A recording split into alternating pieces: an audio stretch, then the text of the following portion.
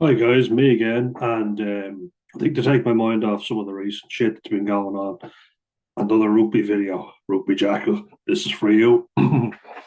Ask and you shall receive, and we're going to talk about a few topics that you were discussing that you would like me to talk about, and my wish is your command. Your wish is my command, and my wish is your command. I'll show you yours if you show me mine. Look, I think it's better if I just show you some stats and different things instead of me ranting too much so I can take a moment to plan ahead and read out the video. So let's get to it now anyway.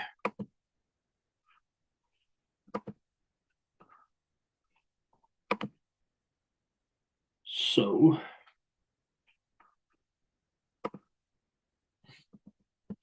this video will not be for everyone. There'll be some people that won't understand, but Rugby Jackal, I know you will, and this one's for you. It's something I really wanted to talk about.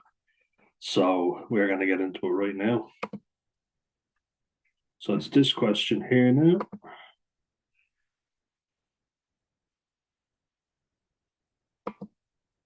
Just over here.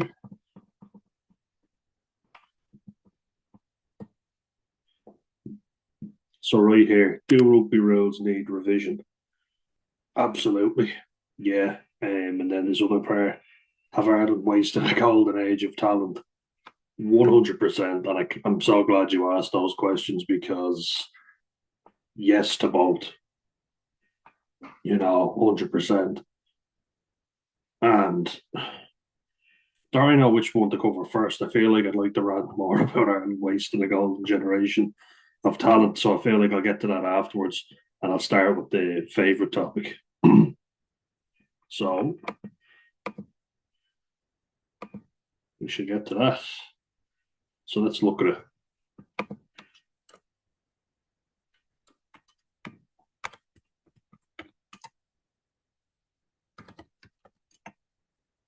So let's have a look at the rugby rule changes. Will we go? We'll have a look here, just in general.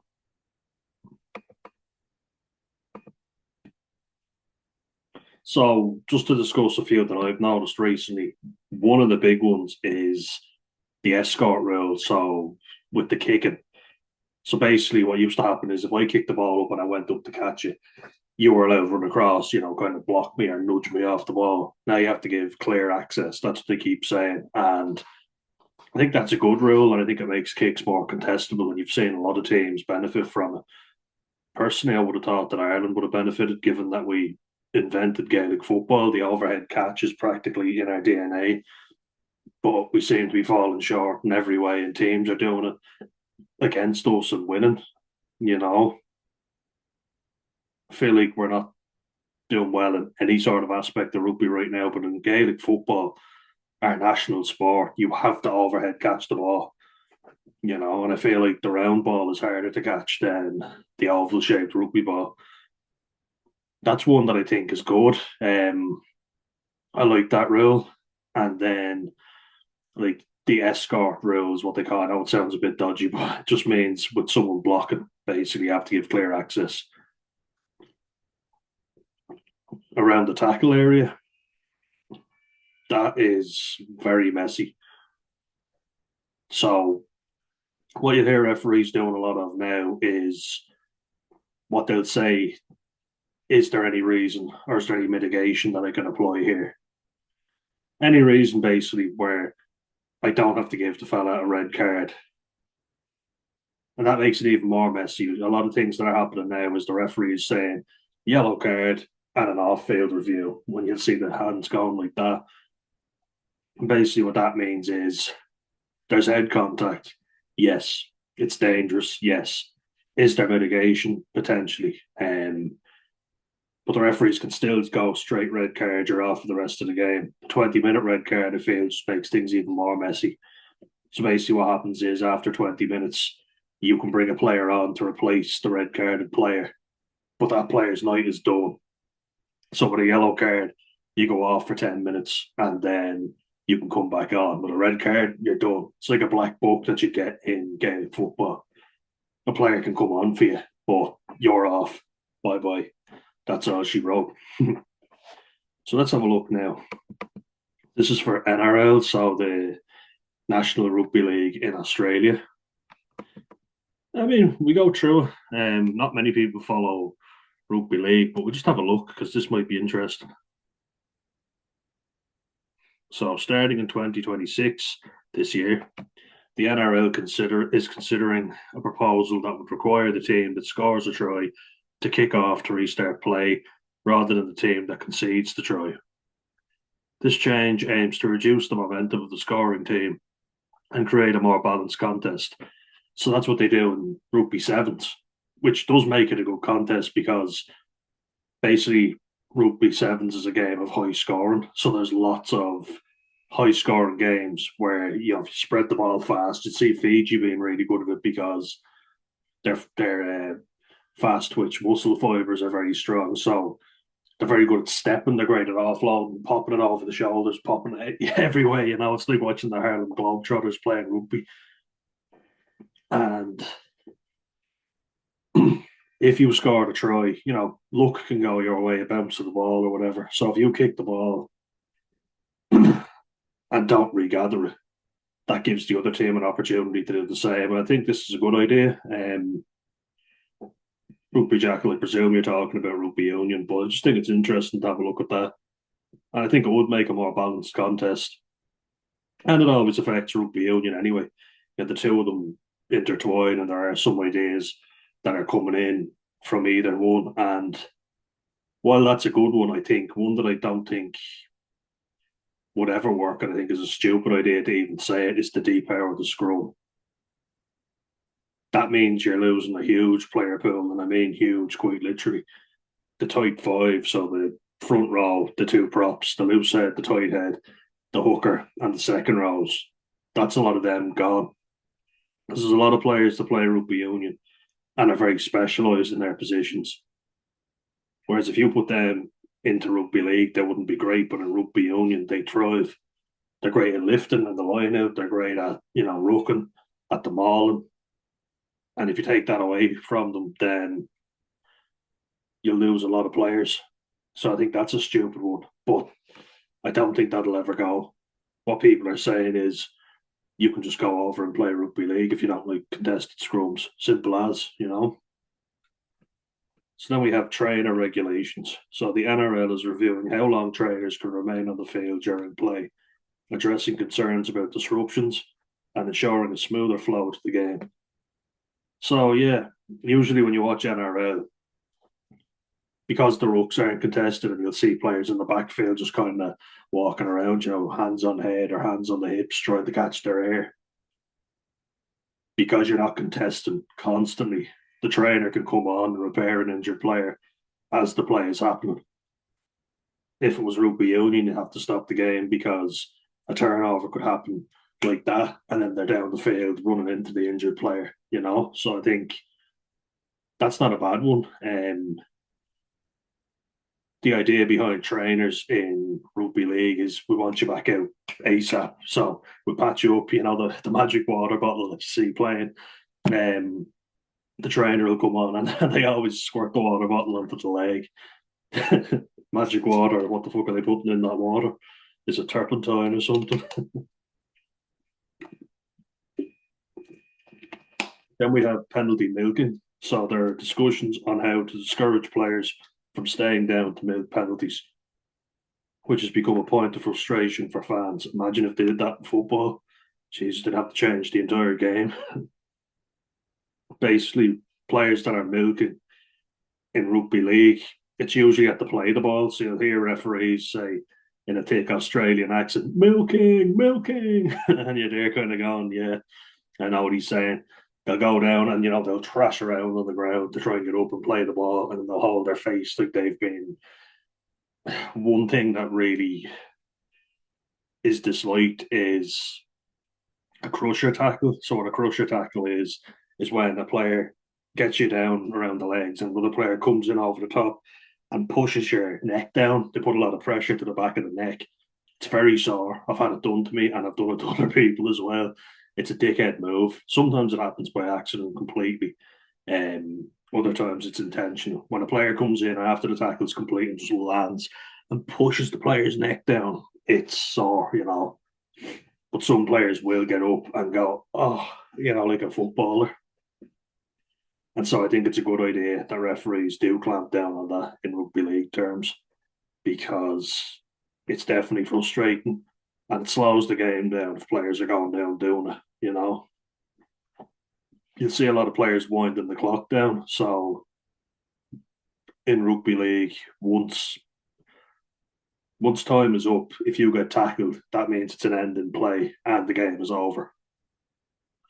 Obviously, in rugby union, the ruck is still contested, so you can play on, and players will try and turn the ball over. But in rugby league, if the 80 minutes are up and you go down the tackle, that's it. The game is over. So some players will go down really slowly, play the ball very slowly in order to wind down the clock because you're going to get the ball back unless it gets stripped, ripped away or.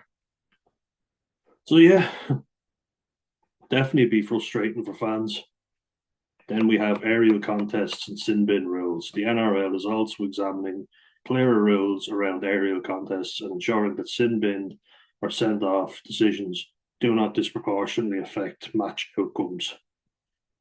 Not really sure about that one now. So maybe if someone pulls on the arm, so if someone goes up to catch and their arm is pulled on or their neck, I mean, you're kind of thinking of in that way, does this decision impact the rest of the game? But if a player's after infringing, I would say that's an infringement, full stop. To me, that sounds like they're going to look at it and think, is this player a big name player? You know what I mean? So it's kind of like, are we sending John Alomu off or are we sending off? I don't even put like John Hayes. So no disrespect to either of those players, but John Alomu would score you a hell of a lot more tries than John Hayes would. But then you can also flip it around. John Hayes was a tight end prop, so John Alomu couldn't do what John Hayes did. But if you get a replacement prop on the pitch, you're kind of sorted. Whereas I think we can all agree John Alomu was irreplaceable. He was a one-off machine. So what I'm trying to get at here is the caliber of player that you're bringing on, and for the player that gets sent off. But I'm just going to read over that again.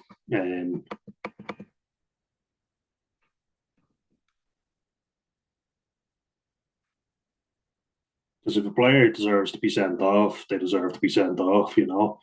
I guess what they might say is maybe the outcome was serious, but was the player intended to hurt a player in the air? So if I go up for a ball and my eyes are always on the ball, and I did a few times, it doesn't look like I'm the type of player to go up for a high ball, but I have gone up for a fair share of them, believe me. I guess what they're saying here, if I'm reading it correctly, is this is a big call, and was the player's intentions bad? You know, because I agree, intent should definitely come into it. If I grab at your arm and pull you down, and I'm looking at you, then I look at the ball, then I look at you. There's more intent there to hurt you, and I think intent should come into it a lot more than it does. Whereas I think outcome is coming into it a lot. Yes, accidents will happen, but rugby is a dangerous sport. For me, we've only got four of them there for rugby league. Let's see how many we have for rugby union. Not that much. Five. Right, so rugby union changes. Croc roll ban. And this is another one now. Rugby jackal. Let us know what position you played in rugby. Actually, I'd love to know. It'd be interesting to know where you played on the pitch. But I was a flanker in the second row, so I was always hitting rucks. And I've used every technique under the sun to clear a player out. So you're supposed to go in and kind of clear a player out by the shoulder. But as we all know, if players come in now and they make contact to the neck or the head area, you're off, you're in the bin. And you watch some terrible clear outs by James Ryan recently. Oh my God. The man needs to learn to stop tucking his arm because he's going in like that. If I'm a referee, I'm looking at him tucking his arm, going in and making contact to the head. There's no mitigation that can be applied because your arm is always tucked. You're always illegal. And I think someone needs to tell him. I know he's a senior player in the team now. They need to go, James. You need to fucking clear out better because you're costing us. But I remember watching an interesting video before on Richie McCaw, who was obviously one of, if not the best, open side flanker in the world, number seven, if you're anywhere except South Africa, where it's six. Six. I haven't done that in a while. The kids that I work with are always doing it. But I personally think David Pocock is the best open side that ever lived, but that's just my opinion. You're entitled to yours. But Richie McCaw was basically labelled as the master of the breakdown. I think more so because he hit loads of rooks as well. And I remember saying it to a coach before, because one of my favourites was you get under the torso like a wrestling style. That's why it's called the croc roll, because you're peeling them around like that, you're rolling them off. And that was a personal favourite of mine. Because my thinking was, one, if I don't get there before the other fella, chances are he's going to get over the ball in a good position. Two, if he's got his hands on the ball, then the best thing I can do is pull him off off his feet. That is, like ask him nicely and then pull him off. But three, if he's getting a lift on the ball, so if he's lifting the ball up and I haven't pulled him off, you want to get him off his feet so that he's illegal because referees are very strict now. And being on both sides of the spectrum, both with my autism and in rugby terms, but what I mean is being an offensive ruck. So for me, an offensive ruck is when your team has the ball, you're clearing out the opposition to give quick ball to your scrum half, and then in turn your fly half can get the back line going quicker. You know, it's all about quick ball. And as a flanker, you hit a lot of rooks. So the second row, I'd say you hit more offensive rooks. As a flanker, you're kind of hitting everything. You know, you're going after their ball. Famously, the open side flanker is the one that tries to steal the ball back, and I loved getting my hands on the ball, just poaching it, getting a jackal, rugby jackal. I love that because the jackal was my favourite thing to do, being an open side, but you don't get as many when you're a second row, unfortunately. But I have a lot of opinions on the croc roll. It's officially deemed foul play to enhance player safety. If anyone watched Caelan Doris and James Ryan again on Malcolm Marks last year in the summer series, or before that, sorry,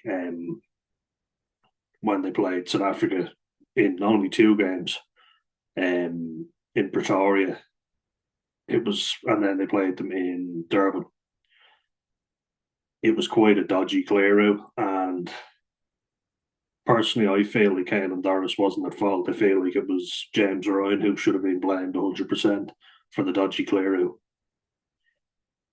And I might just actually have a look at it because there is definitely an argument for bringing in the croc roll ban because it is quite dangerous. What we might do is we might have a look at this afterwards, but I'm going to go through the rules first. So basically, like when I was saying it to the coach was like, "No, you get under the player." So if I do it with my hands, he's on the ball, Jacqueline, right? He's in a good position. My coach was saying get under and lift him up. What if he's already got his hands on the ball? He was saying hit the arms and drive him back. But if the referee sees a lift, then that's when they give the penalty. And they're very strict on that now. They have to see the ball being lifted. And as a coach, I've said it as well. And they're like, once I see a lift, I'll reward you. So I'm like, all right, I'll say that to the lads. I said it to the lads. That's exactly what they did. They got a lift. The referee blew for a penalty. So, pardon me, it works.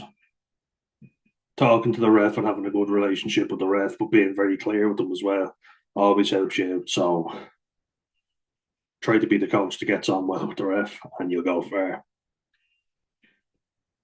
But when you get to the breakdown and you lose that collision, like ideally you're both going for the ball. I get here first, so then I'm already over sealing. They can't get at the ball. See what I mean? So I'm already over it and I'm protecting it. That's an ideal scenario. I don't have to clear anyone out. He's here and he can't get at the ball. And if he does put his hands on the ball, the referee's going to say, it's a ruck, hands out now, leave it. and then all players leave the ball. Alternatively, if he comes and I come in a good time and I pull him off, we both come together. But if we both come at the same time, I clear him out and drive him past the ball. And I go for the arms, try and get the arms off the ball because that's what he's got to lift it with. No arms can't lift the ball. But if he gets there first and he's in a good position and I've lost, I already think to myself, that breakdown is lost. I better just get him out of there. So I get him and I roll him over, or like that way, kind of wrap around him and you roll, you peel. You can peel and open a tin of sardines because if you can get him away from that, you then create more time. You basically get him off the ruck, and then somebody else is coming, and one of your teammates might get over it and seal. You create an opportunity. I think the croc roll is dangerous when there's pressure on the knee or it's done around the neck. So if someone grabs you around the neck, that's obviously illegal anyway. And it's like a high tackle. But I do think there should be a place for it. It's when there's pressure on the knee. So if we say this is the knee, but if I'm coming down and putting pressure on that knee, that's when you can tear your ACL, for instance. So it's definitely dangerous, but I think there's a place for it when it's done correctly. I think get under the torso and then peel the player away. But you do see players falling on the knee and around that area, which is very dangerous and obviously warrants a degree of safety. But the question then becomes, how the hell do you clean a player out? Because if you make any head contact, and I mean, if I'm going into the shoulder area here or here, that doesn't give me an awful lot of leeway between the head and the neck. I could easily make head contact. And that's the problem because there's so many stoppages in play now with checking for an illegal clear out. But if I don't clear a player out that way, then the only other way I can do it is by getting under the torso and rolling them out. Or do I just let them have the ball to avoid being sent off? Because I see players even grabbing under the torso and just pulling the player to ground. And the referee says, croc roll. And then they instantly give a penalty for this because there's a real incentive to, get rid of it, to ban it, essentially. So we just read through it, actually. We'll have a little read because this one's something that I'm interested in. Smiley faces there.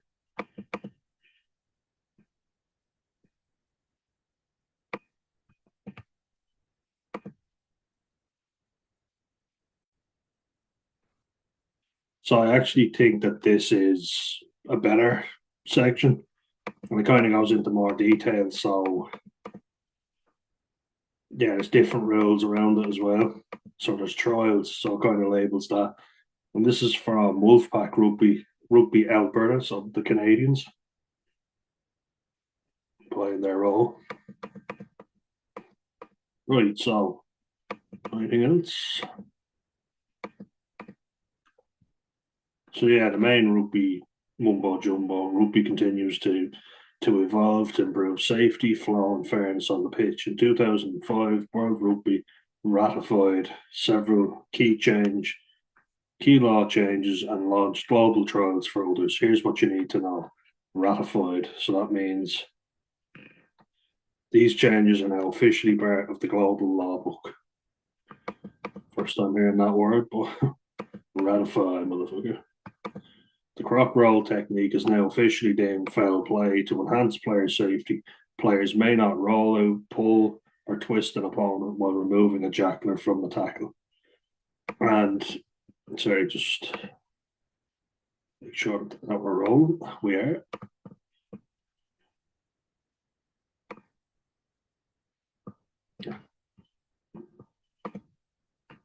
So, like I said, I think, yeah, that's all well and good, and I understand why it's there, but you also have to think, how the hell is a player supposed to clean out somebody? I guess the whole thing is you got to be quicker to the breakdown and target the arms because they're the weakest part. But yeah, and I think it's too black and white. Croc roll is illegal. Whereas, what if you just did it on the torso? Then it could be at the referee's discretion. Because if you apply pressure to the leg, that's dangerous. Do you have to make it a rule where it's one size fits all? Rugby is a game for all shapes and sizes, after all. But some croc rolls are very unsafe, like they're very dangerous, and a player will come in and put pressure on the knee, like with Malcolm Marks and with James Ryan and Caelan Doris came in and cleaned them out. And I feel like Ireland are quite bad in that area. That's one area they need to clean up on because referees are looking to ping it every chance they get, especially when it's a new rule. Referees are on it in a flash, which I think confuses the matter even more because when you practice something week in, week out, you're doing it all the time. It's second nature to you. Now, players have to adapt like that, and I don't think it's enough time for them to adapt. You know, I think it's very little time, and when it is a habit and you're practicing it week in, week out, you're building it up. It becomes like breathing almost because you do it that much. Or riding the bike would be a better analogy. Then it's like telling someone that you can no longer ride a bike without the stabilizers. You know what I mean? Or it's like giving out to you when you are riding the bike with stabilizers, and then all of a sudden it's like you're not allowed to use them anymore. They're gone. Don't fall over, or you're in trouble. That's just one that I feel passionately about because, as I say, I'm a flanker, I'm a back rower, and I'm in the second row or the back row. So I'm hitting a lot of rucks, and I've had to clear out a lot of rucks. And sometimes the guy is bigger and stronger than you, and going in here, trying to push him back if he's bigger and stronger, the easiest thing to do is to use his weight against him. If he's heavier, pull him to ground. And I've actually we got penalties before from doing that. So a fella got over the ball, I grabbed him by his jersey, pulled the jersey over his head, he fell over, and then he was penalised for falling on the wrong side of the ruck. So maybe do that. I found the loophole. So no more loitering following a kick in an offside position. I think this is a good one. So basically, when a player takes a kick, all players have to be behind the kicker. But in certain circumstances, and you'll often see it with a fullback and a winger. So the fullback will go, he'll kick it. So we'll say they're side by side. Fullback kicks, the winger runs ahead. Because the winger started behind the fullback, he can put everybody else on side. And you have to retreat. So if I'm kicking this way and you're in an offside position, you're my teammate, you have to come back. You can do it slowly. You can walk back slowly, but you have to be seen to be coming back from the offside position. And then once I get up to you, you can come back because you're now onside. Or the winger who's chasing the kick puts you onside, is what I'm saying. But now we say players are now prohibited from lingering in an offside position after a kick. They must attempt to retreat, ensuring a more fluid and fair contest. So no hanging around, basically getting in the way, which I think is fair. I've no issue with that whatsoever. Some players just stand there. So remember I said they have to come back. Some will stand there, take little steps. Now it's kind of like you have to make more of an effort to show that you're getting back on side. I mean, there are ways around it. Go back slower. Don't bust a gut to get back when the fullback will be up at you in no time. And if you're a big fat forward like I was, you don't want to be sprinting back all the time. So be smart with it. But obviously you have to show some intent of getting back on side or you're going to be pinged. The referee will say never onside or never retreated. And sometimes you're like, oh my God, especially as a coach when I see it in the game, when a player says 7 retreat, 5 retreat, they call a number out. Usually it's a big prop, a number 3 or a number 1 who's not retreating because they're knackered and they're trying to conserve their energy. And the ref says it, he gives them a warning and they just don't do it. And it's like, you're after costing them big time. So no, that one I've no issue. Faster scrums, so teams must be ready to form a scrum within 30 seconds of being on the mark or the mark being set. So I think that's fair. Another one that I think is good because I think Scrums take too long. There's so much shit of players. Again, I can use my fingers for this. When the referee says crouch, bind, set, it's like the player will overextend and fall in, or they won't take the hit, so I'll go in and then the team goes back. And it's like, come on, hurry this up. Especially being the second row. Like, front row got all the credit, but I've only played there twice. But being a second row, you're holding that position. You have to hold the props jersey.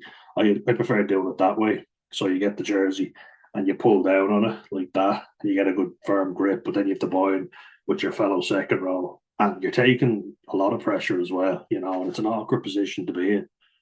Personally, speaking to a few Leinster coaches that I was doing my coaching badges with, they said go down on both knees. So normally what I used to do was take one knee and then keep the other one up. But now they say go down on both, so you're ready to go and power up into the scrum. So instead of one fella having one knee up and one knee down, so one knee up, one knee down. Hard to do it with my fingers, but anyone who's ever played second row, you'll know you go into the scrum and you've one knee on the ground, you've one kind of bent like that. And basically what I was told was both knees on the ground, you can power up into it. And nobody's left wondering what knee goes up and what knee goes down. So I'm going like, that's not a bad idea. I actually like that one. But yeah, quicker scrums because teams waste time as well. I was talking about rugby union wasting scrums, but rugby league wasting time with the milking. When they go down with the wall and pretend, oh, I've hit my head or I've been in a crusher tackle or a cannonball tackle, which is also painful. So it's like the back of the knees are targeted. Two players have a player up right here, and another fella comes in to complete the tackle and hits them behind the knee, which is also extremely dangerous. And players will sometimes milk that, but they are painful. And like with the croc roll, the cannonball, and the crusher tackles are very much outlawed in rugby league. And if referees see it, they'll pay and give a card, which I think is a good idea. But yeah, quicker scrums definitely. You don't want time being wasted on scrum resets. Referees are losing patience with it as well. So global law trials. These laws are being tested globally and may become permanent in future seasons. Faster conversions, which is always a good idea. You don't want the kicker wasting so much time. And you'll see a shot clock now. They've had that in rugby league for a while, but now they're putting it in conversions. Used to have it as well for kick restarts, which they take off a kick and tee in rugby league. Obviously, it's a kick out of the hands, a drop kick, where you let the ball bounce and you chip it up into the air. But yeah, 60 seconds. I think in France they do. Was it in France where they did longer? So kickers were used to having a lot less time. French rugby doesn't strike me as something that's sped up. It strikes me as something that's slowed down. I think it might have been the opposite way where it was 90 seconds for a penalty. But maybe I think it's just 90 seconds for a penalty and 60 for a conversion. So you get 90 and you get longer. Whereas with the conversion, you have to take it in 60 seconds, or the kick doesn't count even if you get it over because the shot clock is run out basically. That's what that is. And all the laws are referenced here, so you can check that out if you want. Law 8.8C. No more scrums from free kicks. So if you got a free kick, say for normally you get a free kick for an infringement of the scrum, so early engagement, let's say, or not taking the hit. Normally elbow to ground from a loose head is a penalty, but repeated pre-engage, like a pre-engagement, or the hooker might get penalised for having the break foot up. Let's say the break foot is the right foot, and they get it, and they hook the ball back. They stand on their left foot, get their right foot, and they hook the ball back through the loose head prop's legs. You can get a free kick for the hooker just standing on both legs and not having the break foot up. You know what I mean? So that's one. Or you get a free kick for an early engagement in a scrum. If it happens more often, the referee can call a penalty for repeated infringements, but it's usually a free kick. I'm just trying to think what else. You can get a free kick if there's an accidental offside. So if I if I say knock the ball on into you and you don't play at the ball, but I've impeded the other team from getting at it, that's accidental offside, which is a free kick. And a lot of teams who have a more powerful scrum, i.e., South Africa, of course, will choose to go for a scrum in that instance so that they can win a penalty and get their team further up the pitch. So here we are now. Law 20.3. Teams can no longer choose to form a scrum after being awarded a free kick or calling a mark. Damien Willemsen, looking at you. This aims to speed up the game. Again, another good idea. I don't see anything wrong with that. In a way, it's kind of depowering the scrum. And I was saying that I'm an advocate for the scrum. I think if one team has a better scrum than another team, then that can really boost their game. And an example of this is when I was playing with Gorey and we were playing against Ballyclare in County Antrim up the north. And there's a lot of really built lads playing for their team. They were quite a beefy team and they'd really good flankers and also really good centres and wingers. They were quite, mesomorph, really well built lads, built like Gaelic footballers.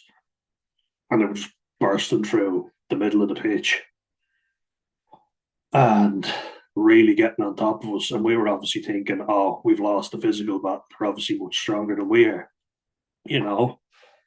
And their front row were carrying very well, their second rows too. But I came on as number 8, and the fella who I replaced was a lot smaller than I was. So, you're kind of thinking to yourself, how much of an impact does the number 8 have? Well, let me tell you.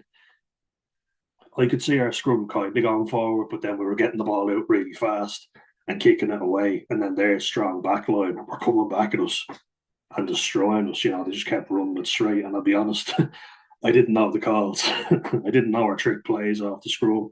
So the ball went into the scrum and I was kind of thinking, oh, fuck, do I just pick and go? Because I can't remember the calls. But I started noticing that we were tense. Let's say this is us. So I noticed it was tense. We kind of get a shove on, they'd kind of get a shove, and then our scrum half was going to move around. So the scrum half stands at the loose head side, which normally be around here, and then their loose head would be this guy, the opposite side. So then what was happening was we were getting the shove. The scrum half was coming around to get the ball at the back. And I was like, I feel us going forward here. So I said, no, leave it.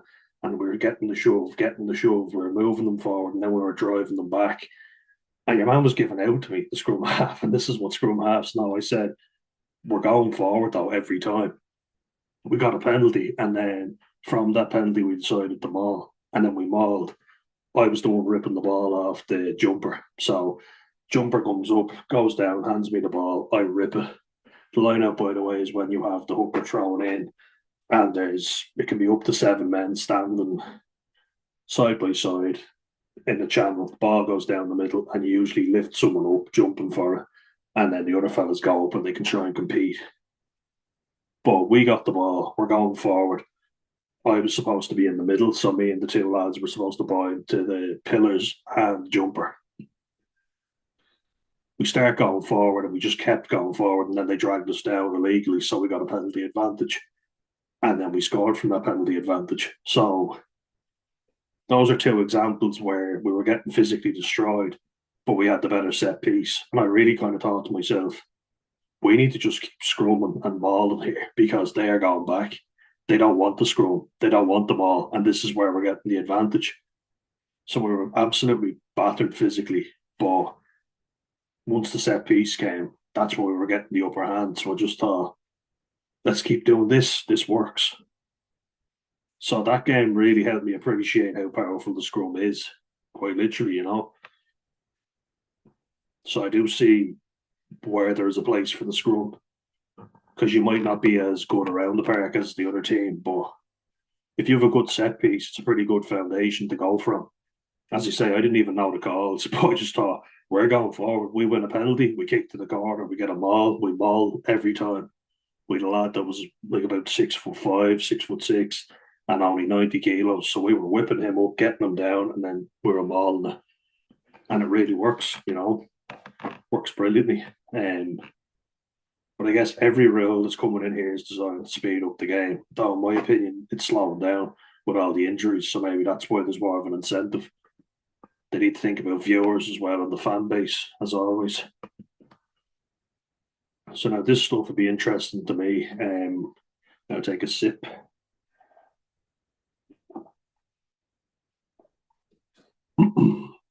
So you can register and follow the team in Canada, FYI, if you go onto this website. Just pop that up there. Pardon me. Hope you go. Lovely. Rugby Alberta. So yeah, as a former jumper and lifter as well in the lineout, this is what I was just talking about. Changes to the lineout. Oh yeah, no, I already know this one. So it's basically when you've got this line, and I'm sure that also anyone who's interested in rugby, let me know. I'll discuss any rules with you if you want. Happy to help. Rugby Jackal, we always want new people, am I right? But when the ball's being thrown in here and the hooker has it and he's throwing it in from the touchline, the ball has to go straight or it'll be called a crooked throw. And then the other team gets a scrum or a line out. So in order to make sure that you're not pinged for that, the hooker has to throw the ball down the middle. So it has to go down the middle of this channel. It can't go one way or the other. Though usually if it goes to the opposite team, he's not going to say it wasn't straight, even though technically it wasn't. And usually it's a flanker or a second row jump and they have to go across. Very unusual if you find a prop jumping in the line out. But now what the rule is, if you don't get someone up, so say if this team goes up and they have the ball and we stay on the ground, the ball can go crooked. So it's a real emphasis on competing for the ball. So if you stay down and don't go up and they go up and the ball is over to them, so it's skewed their way, what the referee is going to say is didn't compete. So even if you just get someone up like this and someone goes up and you just put someone up like that, that's still a contest and you will get the crooked throw. So I think I was saying it to Ireland, especially against Japan when I was screaming at the telly. Because Japan are not the biggest and the tallest team. So I just kept saying, get someone up. They got Ryan Baird up. Ryan Baird jumped up, competed, and kept slapping the ball back. I think he did it about 6 times. Kept turning it over. I was like, why aren't we competing for the line with a bigger team? Get someone up. Just get someone up at the first jumper. I don't see why we don't do it. The first jumper needs to go up, which is usually the second man because you've got your prop here lifting, and then you got the other prop behind, and then this will be your first jumper, which is the second man in the line out typically. Just get that fellow up. Very unlikely the ball's going to go too high for him to reach. And if it does, it's going to have to be right at the back of the fellas at full extension to get it. What they're saying here is if the defending team does not lift the jumper and the throw isn't straight, play will now continue rather than being reset, provided the ball is still thrown into the tunnel.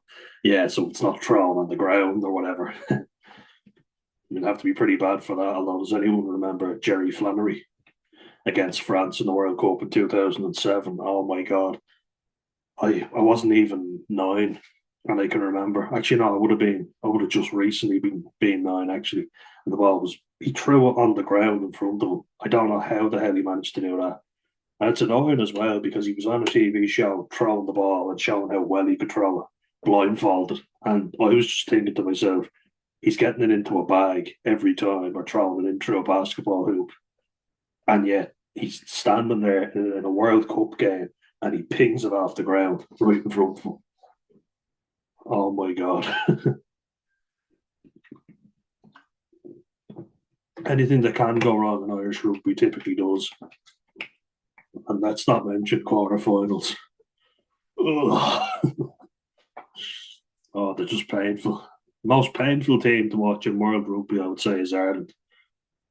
Because they've so much potential, and we're going to get to that.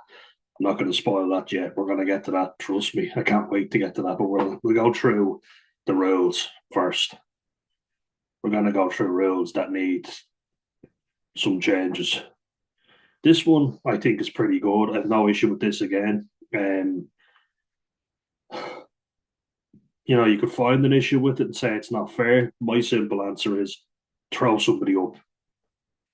You know, I had a South African coach before, Garrett, brilliant coach, best I've ever had, and he improved my maul defenses perfectly.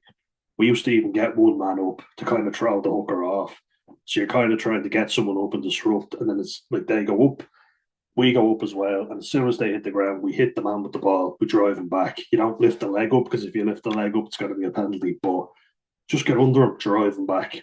You know, stop that momentum because if a maul gets momentum, it's very hard to stop. But if you can stop the initial momentum, usually you've got, say, these will be your two lifters. This is the man who's getting lifted.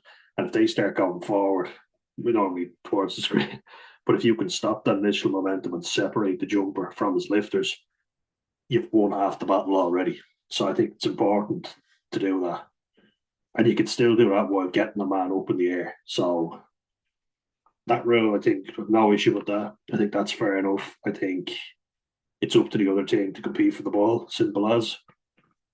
And if you don't, well, if you don't take risks, you'll never get any rewards. So this is another one now as a former flanker. My job was to make the scrum half's life a living hell and the fly half. But usually I was better at disrupting the breakdown and getting to the scrum half.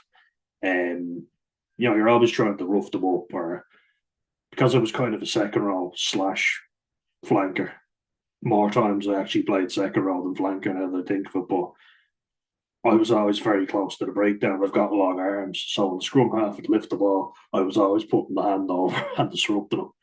I loved doing that. I loved hitting them and hurting them because it was just like he's a little guy, and some of them would get really cocky. They're always yapping at you, like your man did when I wasn't getting the ball out of the scrum. And I said, "We're going forward. Let's keep it in the fucking scrum." You know, scrum half and the fly half are always yapping away. So any chance to hurt them, they usually bring it on themselves. I'm just going to say I was never one for giving it all that, but once it came to actually physically going in for a tackle, I was like, right, you haven't shut up at me the whole game. I was tempted to injure my own fly half or scrum half at times. So, but there's always this rule where don't play the nine. That's what the ref will say. He says don't play the nine. So when you have that ruck that I was talking about, two players over, but if we've got the ball, the scrum half is typically back here, and he picks the ball up and throws it out. Now, this is a rule where I'm kind of thinking, how are they going to change it? Because the rule is that you can't play the nine, but if he has lifted the ball up, it's play on, but you can't come over and slap at the ball, so you see players coming over and slapping at the ball. They can slap the arm, but not the ball. But this rule says players in the scrum half position cannot be tackled within 1 meter of rucks or mauls by a player involved with the ruck or maul. The scrum half can still be tackled by a player from an onside position. I think this is fair, if I'm being honest. Yeah, I didn't expect to find myself agreeing with so many rules. If I'm being honest, I was expecting to give out about all of them, but I can see a place for all of them, except for the croc roll, because I feel like there is definitely a valid reason for it, because players are getting injuries. But I do think if you've lost that breakdown, that initial one, then get under the torso and flip them over.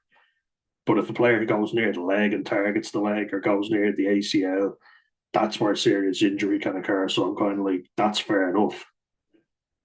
Do you kind of leave it at the referee's discretion, or do you say all croc rolls are bad, and then the referee can't really base it on his interpretation?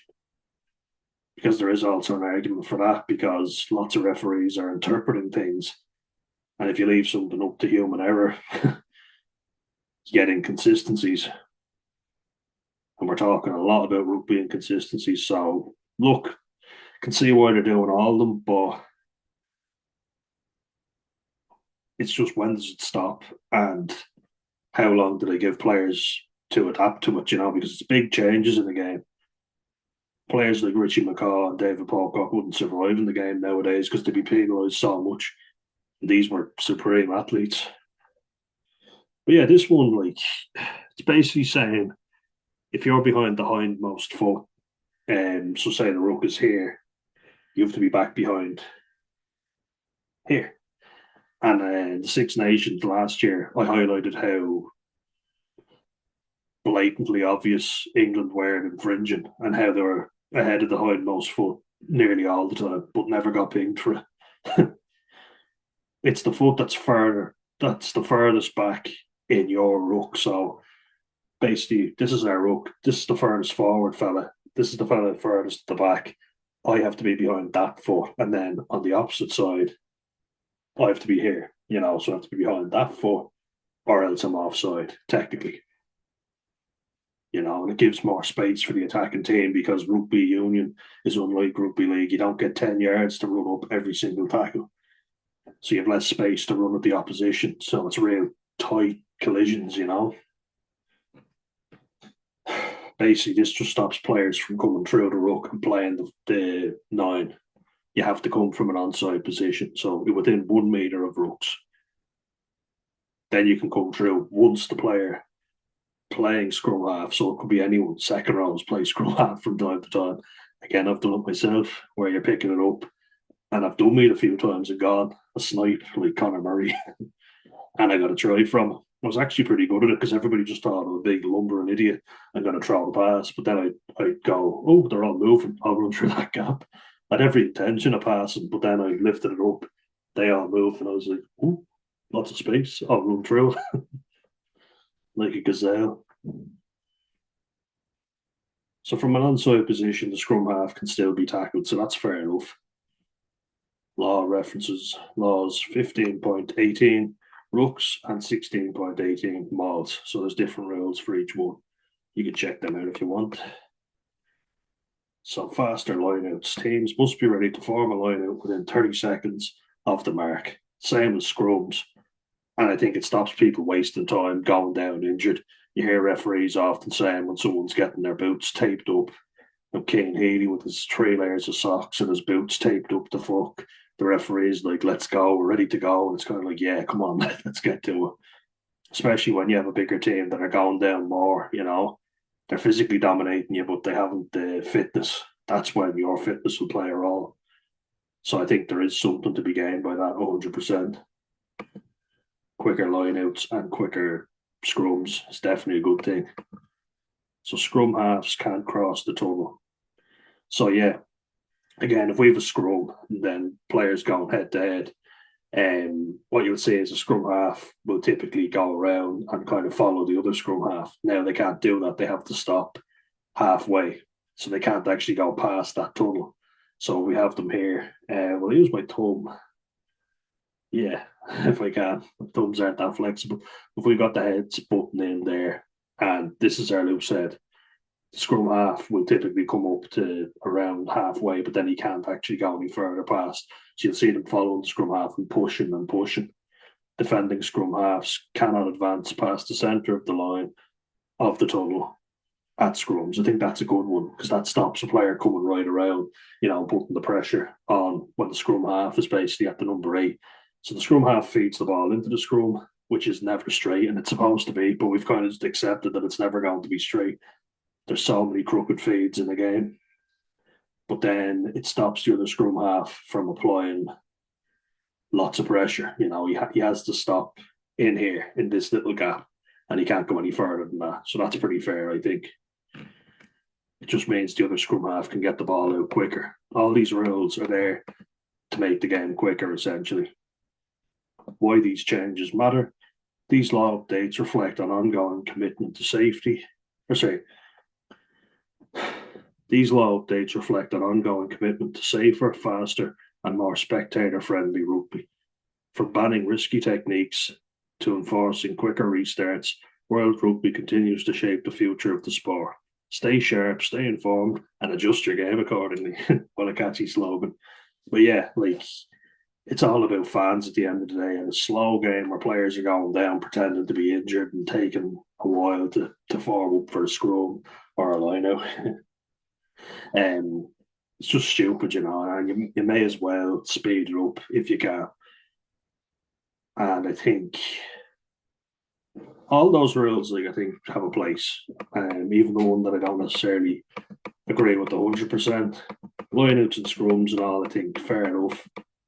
There's a few that they're trying, so the trial is happening.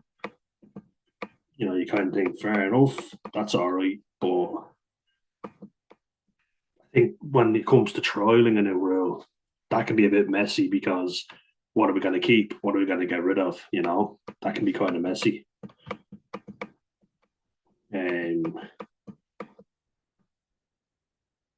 Yeah, most of them I can see a place for them.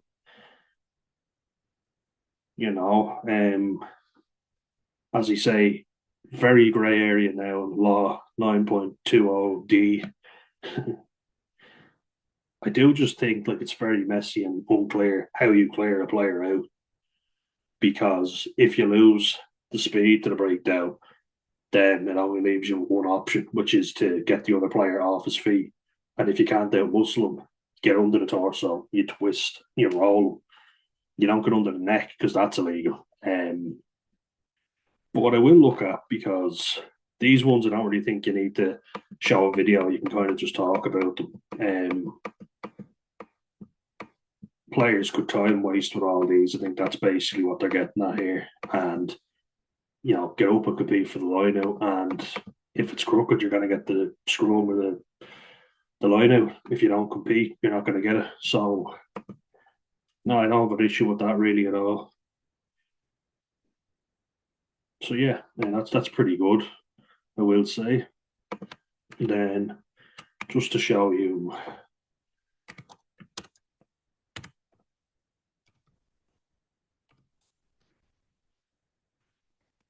illustrate my point about the croc rolls and why I think there is definitely a place for banning them.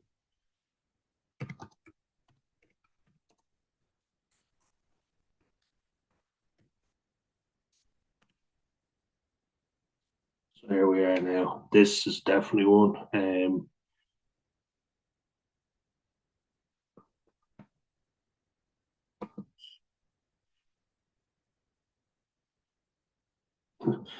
The fact that that's not the one I want, and there's more red cards. Want the other one from the previous year. Yeah, this is the one.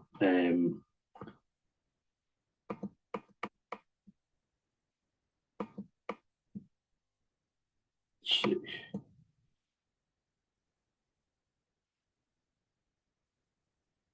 French fans kept trying to prove that the DuPont player was exactly the same, and I think they're clutching at straws here. Just look at the clear out. Croc roll.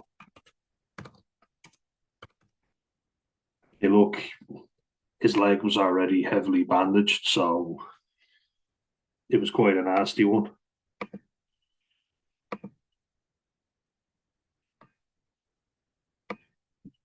From Sky Sports Rugby. So, essential only, please. I don't even think we need to actually look at the video properly. I think you can see from that picture alone that's very dangerous. And there's a lot of pressure on his leg. That leg gets stuck. We'll just play it through, actually.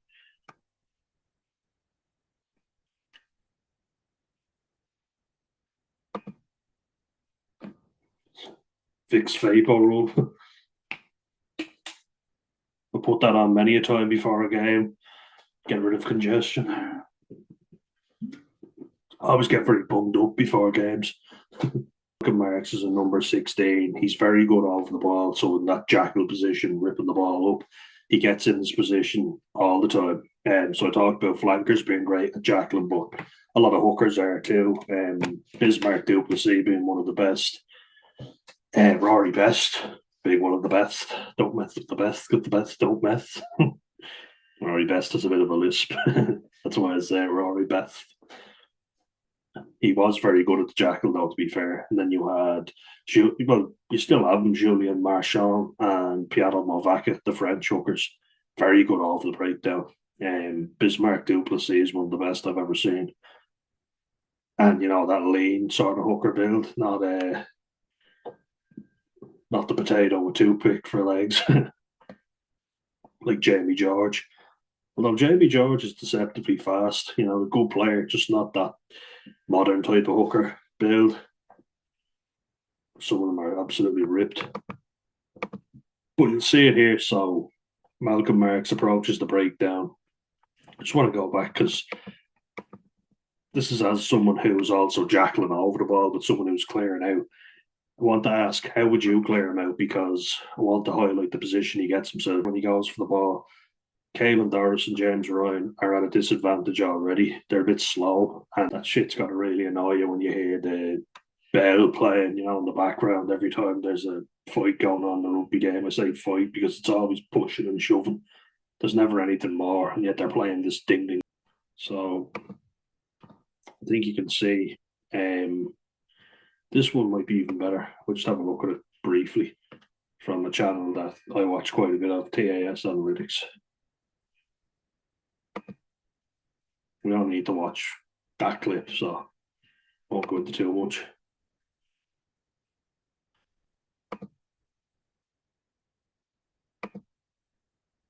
Trying to get full screen there.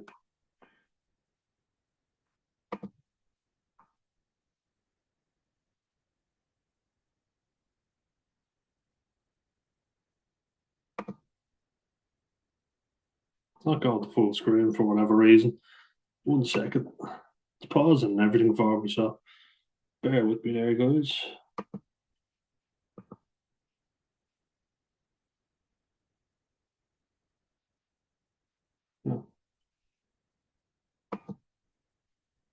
Why it's not, I don't know.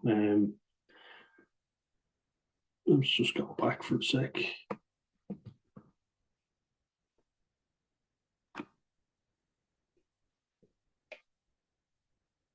All right. Well, I don't think we need it anyway. Do we? Right. So look at Malcolm Mark's right leg here and the pressure that comes down on it. And he's right. It is extremely dangerous.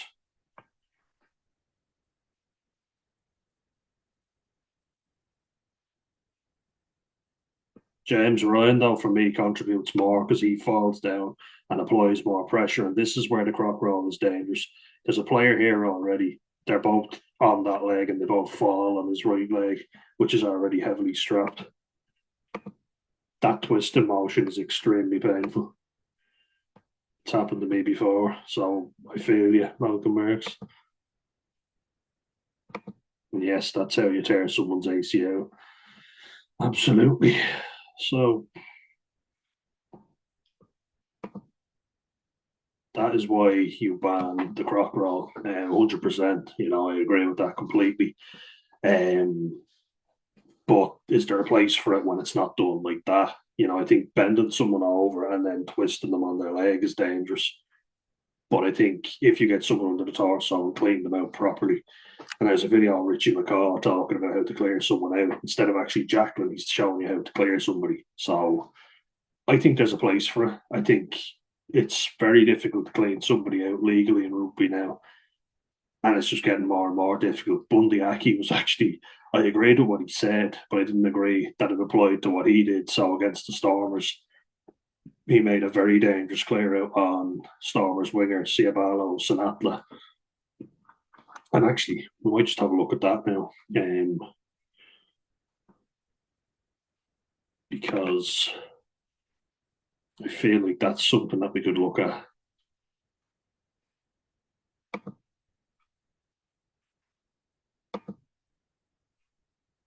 Just going to do this now.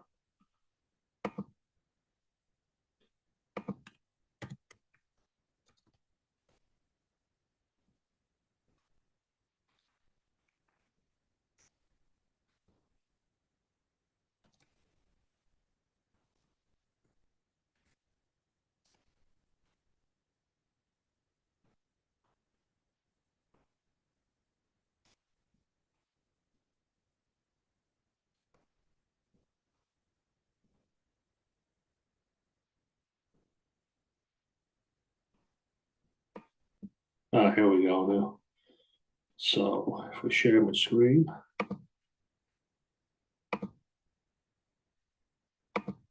it's this one.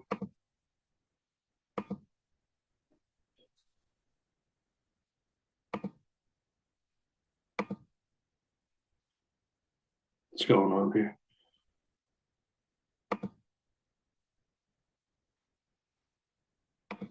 So you can see here, and if I just move that up, Mac Hansen is on the move.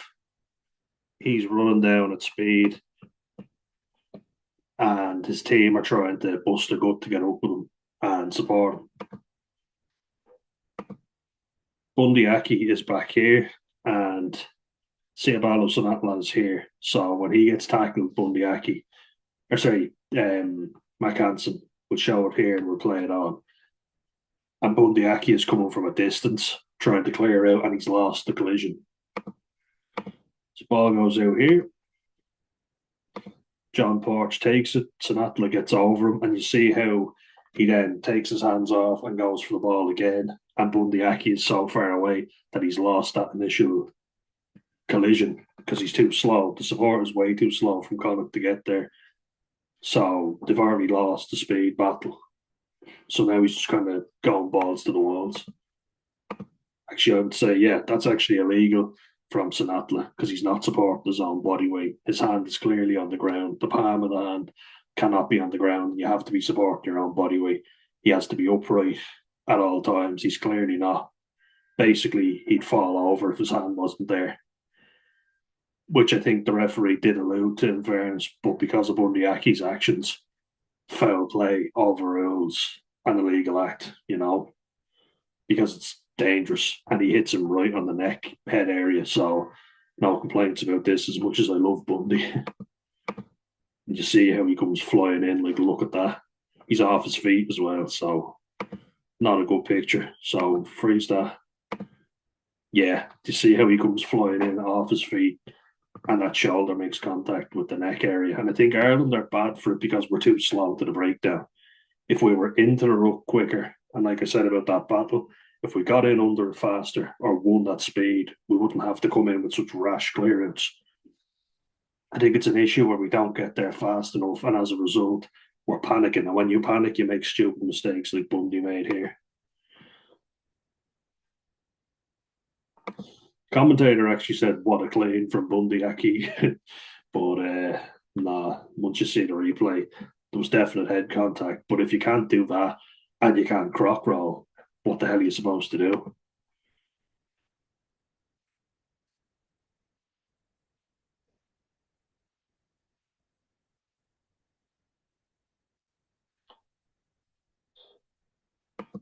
Especially if you've lost the battle to the breakdown. What are you supposed to do? If you get there fast enough, fair enough. But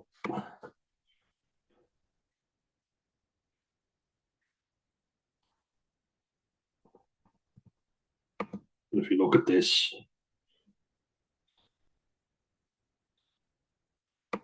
so if you see his actions here, see him Atlas and Atla is illegal. I think he does, in fairness, release because his hands aren't on John Porch there, but he definitely isn't supporting his own body weight.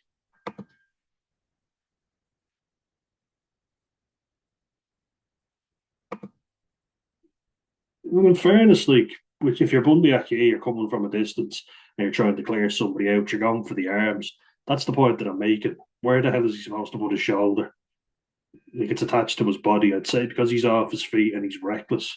But it's very hard to stay upright and stay on your feet when you're running in, trying to knock a fella back off the ball. You do lose your feet, especially if he pulls out with a collision. But you see, remember I was talking about those crusher tackles on the back of the head? That's a painful one. And see about Nelson Atlas lucky that he's flexible because I tell you, I'd be in a lot of pain after that. His torso's going down to his knee. Oh,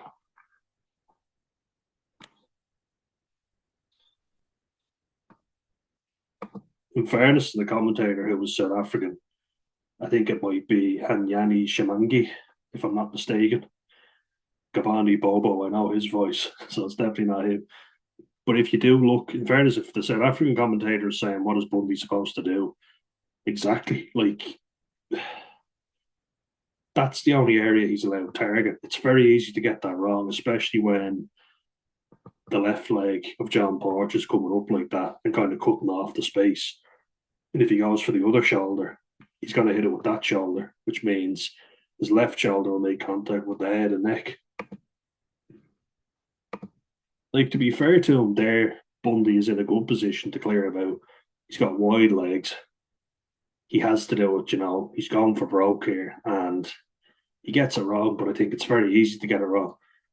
But if he went under the torso and grabbed Ciabalos and that under here, he would still get penalised because the croc roll is illegal, which is why I have a big issue with the breakdown rules.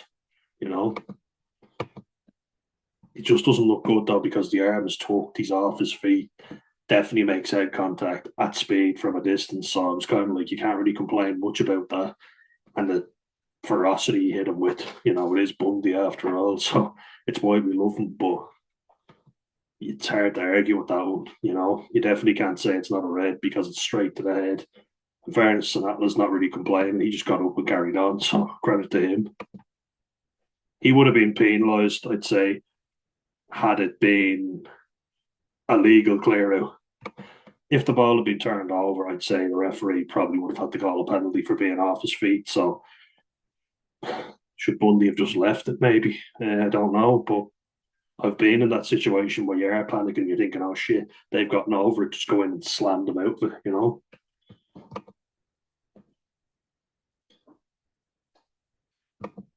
Yeah, like the initial contact as well. If we just get a freeze frame, yeah, it's right on the head and it pushes the neck in, so it's a nasty one.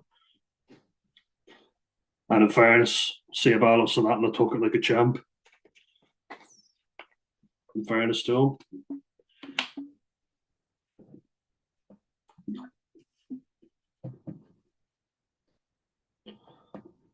Jared Butler is asking here.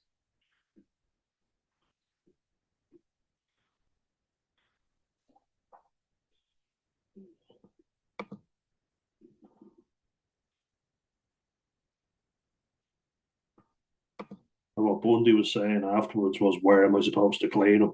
And you're kind of thinking, I understand his frustration, but it's just hard to argue with that, you know?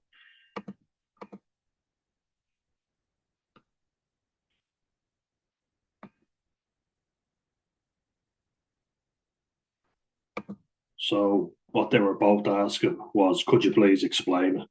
And I think that's fair enough, you know. He says there's no need for me to explain it. I think there is, you know, just explain yourself.